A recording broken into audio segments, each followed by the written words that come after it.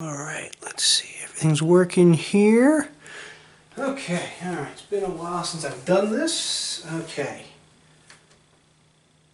I forgot how I start my videos. Let's see, it was something simple. I know it was simple. It's hi. Man, it's hard. Alright, I got it. Hey there everybody, I'm somebody. I forgot my name. Man, it's been a while since I've made one of these. Hey there everybody, I'm Joe the Disney Guy. I remember it so you don't have to. That's definitely not it. That is 100% not it. Somebody else says that. That's not what I say. It's probably copyright infringement. Oh boy. Hey there everybody, I'm Joe the Disney. Now this is why I shouldn't take 9 months in between videos. Then maybe I would remember my intro a little bit better. Alright, I definitely got it. Alright, let's try this again. Hey there everybody, I'm Joe the Disney Guy and welcome to another Disney Guy review. Nailed it. Today we're going to be taking a look at one of Disney's most successful films of the era, The Rescuers.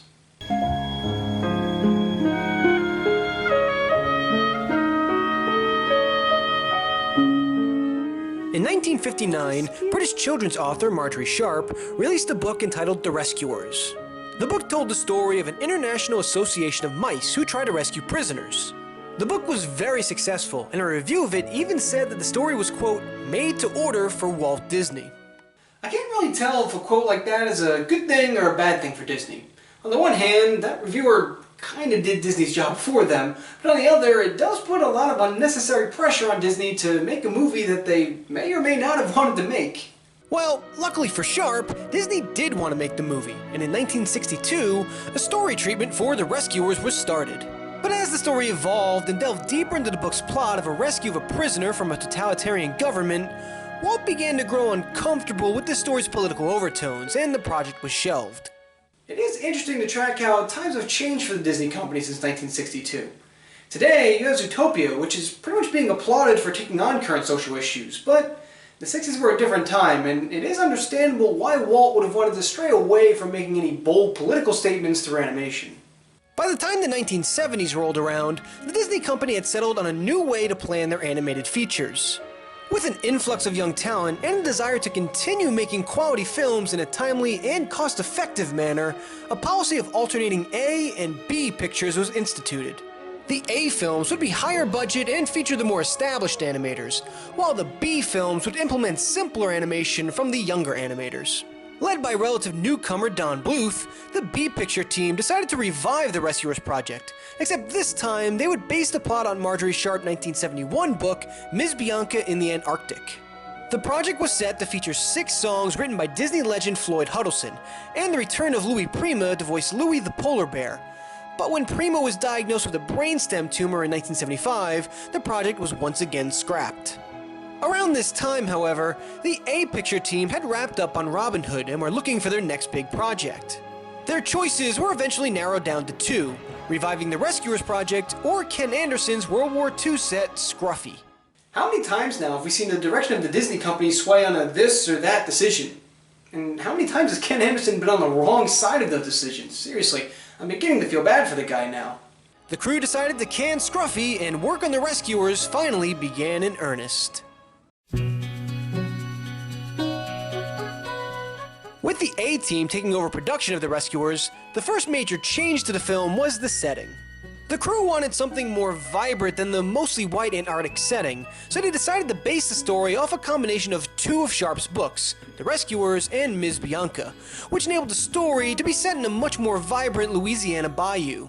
Now, admittedly, I can't say I've ever considered a swamp to be an appealing setting per se, but when the other option is the vast wasteland that is Antarctica, it'll do just fine. With the change of both the story and scenery, a change of villains naturally took place as well. Initially, there were plans to bring back Cruella de Vil as the movie's antagonist, but at the behest of Ollie Johnston, who said it just didn't feel right to make The Rescuers a virtual sequel to 101 Dalmatians, the idea was dropped. Instead, the crew took a character from Sharp's novel, The Diamond Duchess, and retooled her into the treasure hunter Madame Medusa.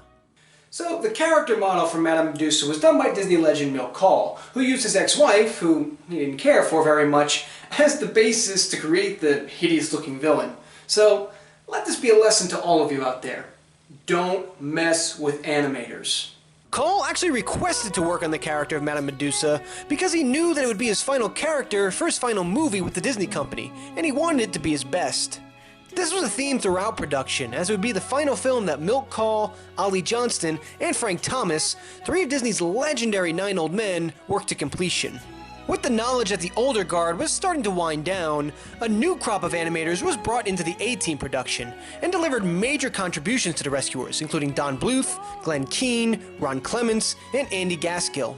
Now, don't worry, we're going to dive much more into this monumental shift in the Disney animation department in the next Disney Guy review, as it's a little more relevant there.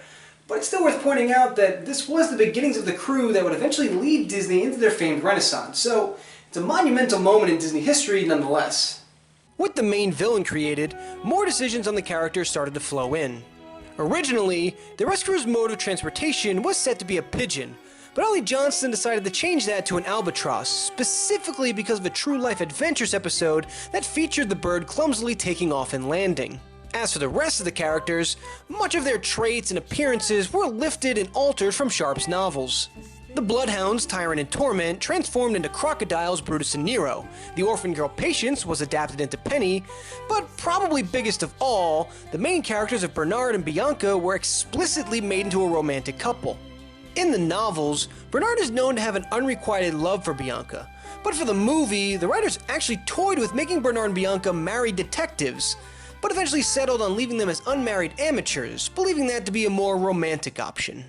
Probably the funniest adaptation for the movie, though, was the transformation of the henchman from petty criminal Mandrake to the bumbling fool Snoops.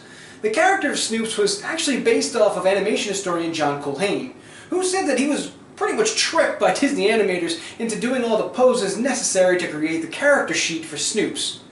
Good news, of course, though, is that John Culhane was actually thrilled to be part of this ruse by the Disney animators, so no harm, no foul, I suppose. As for the animation style, xerography was once again used, but with some slight alterations this time around. Instead of using strictly black toner, creating the hard black lines that were used in previous films, the xerography progress was refined to use a medium gray toner instead. This enabled animations made through xerography to not have as much of a sketchy look, and instead better mimic the hand-drawn style of the Golden Era. The Rescuers was also the first Disney movie to use a process called colored xerography, which, as you probably could have guessed, it's just like normal xerography, only it uses different colored toners as opposed to just your standard black and gray. The process for colored xerography is pretty much identical to standard xerography, only it does take a little bit longer because each individual color requires its own pass, so as not to blend with everything else. The color of choice this time around was purple, and it was used for the outlines for Miss Bianca. Bringing the characters to life this time was a group of widely recognized voice actors. Famed comedian and actor Bob Newhart voiced Bernard, Green Acres star and socialite Eva Gabor voiced Bianca, actually forcing a change in the character to be written as a Hungarian representative. Academy Award-nominated actress Geraldine Page was brought on for Madame Medusa, and popular radio star Jim Jordan lent his voice to Orville. As per usual, a couple Disney mainstays joined the cast as well, with Joe Flynn voicing Snoops, James McDonald actually coming out of retirement to provide sound effects for the film and the voice of Evinrude, and for a brief moment, Phil Harris made another Disney appearance, this time as a singing bullfrog, but his role was eventually cut from the final film. Honestly, this was probably for the best. I mean, I love Phil Harris and all, but 4 straight movies of him playing virtually the same character would have been a bit much. Also, a quick story on Jim Jordan before we move on. So when I was little, I used to listen to these cassette tapes that my dad had of old radio shows, and my favorite show was a show called Fibber McGee and Molly, and Jim Jordan played the title character of Fibber McGee. Well, when I was in 3rd grade, we had a movie day and they brought in a VHS, and on the VHS was a trailer for The Rescuers, and upon hearing Orville speak, I jumped up and yelled, "That's Fibber McGee!" Imagine the surprise on my teacher's face when her 8-year-old student was able to correctly identify a 1930s radio star just from one line in a trailer. Music was done a bit differently this time around, as many of the main voice actors weren't also singers. So as opposed to earlier versions of The Rescuers, where songs were written specifically for characters in the film, songs were instead developed for a singer who existed outside of the plot for the first time since Bambi. That singer was Shelby Flint, who performed every song for the film, and the songs were written by a collaboration of Sammy Fain, Carol Connors, and Ann Robbins. Now look, Carol Connors and Ann Robbins did a fine job of writing songs for The Rescuers, But for my money, nothing was ever going to top the song that they wrote lyrics for just a year earlier. Gonna Fly Now from Rocky. I mean, Somebody's Waiting for You is a great song and all, but can you see anybody running through the streets of Philadelphia to it? I thought not. And after a stop-start production cycle spanning over 15 years of development, The Rescuers was finally released on June 22nd, 1977. I choose Mr. Bernard to be my co-agent. So audiences ended up having to wait through 15 years of development and 3 iterations of The Rescuers before they finally got to see it. The question is, was the wait worth it? Well, the short answer is yes, in my opinion. The Rescuers is just a solid movie throughout, and arguably one of the best of the era. The Rescuers feels to me much more like a traditional film than a Disney animated feature, if that makes any sense at all. The plot, despite featuring talking mice oddly enough, does feel a bit more grounded in reality than some previous films, and a lot of that has to do with the characters themselves. Penny is a very believable and likable little girl. She's feisty, but also vulnerable, and it makes it easy for the audience to root for her to get out of her horrible situation. But the stars of the show are of course Bernard and Bianca. Between the solid writing of the characters and the exceptional voice acting, both of them are memorable and, again, very likable, with Bernard being the sort of simple everyman and Bianca being daring and sophisticated, but not snooty, which can be a difficult mix to pull off. Also, the two are clearly great detectives, because they were able to track down a little girl in the bayous of Louisiana all the way from New York City. I wonder if the Rescue Aid Society handles burglaries too. I also thought that the pseudo-love story between Bernard and Bianca was handled well. I call it a pseudo-love story because it's never really fleshed out in the film, but despite this, the affection between the two is still implied and very apparent. What this does allow is more time to be dedicated to the action and adventure, which is what a story called The Rescuers should arguably feature the most of, without leaving the audience confused or wondering if the protagonists are just partners or love interests as well. Considering how overly blatant most Disney love stories are, I don't think it's too much of a stretch to call Bernard and Bianca the most subtle Disney love story ever. And hey, I know that Aladdin and Jasmine fell in love on a magic carpet ride, but for my money, falling in love on a 1,500-mile albatross ride is way more impressive, so good for you, Bernard. Not everything in The Rescuers is perfect, however. I'm very mixed on the music in the film. There's nothing wrong with the songs per se, it's not like I can pick out a bad one or anything, it's just they seem very unmemorable. I'm not sure if it's the songs themselves or the fact that they're basically in the background, but aside from Somebody's Waiting for You, I do find myself struggling to remember exactly what songs are even in the film.